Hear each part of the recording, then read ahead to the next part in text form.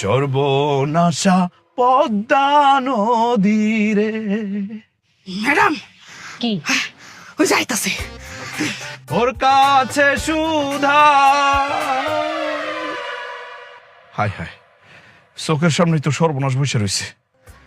আল্লাহ রে, না জানে আবার কি শুরু করে কি জানে।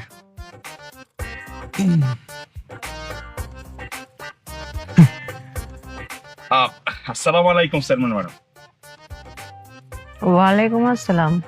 চেয়ারম্যান ম্যাডাম, বুঝলাম না, ইউনিয়ন পরিষদের ভিতরে না বসে এই জায়গায় বসে রয়েছেন?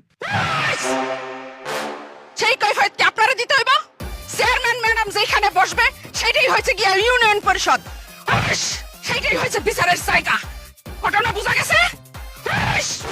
না, সেটা ঠিক আছে, মানে এই জায়গায় চেয়ারম্যান ম্যাডাম কেন বসছেন, কারণ তো নিশ্চয়ই একটা আছে। কারণটা কি জানতে পারি আমি? আবার পুনরায় কৈফিয়ত চাই? হোসনার একটু থামো। ম্যাডাম আমার নাম তো হোসনে আরা না। তুমি যেমনে হুইস হুইস শুরু করছো, তোমার নাম হোসনে আরাই। থামো। জি ম্যাডাম। অবশ্যই বলবো। জি আপনি জানার তো অধিকার রাখেন, জনপ্রতিনিধি না আপনি?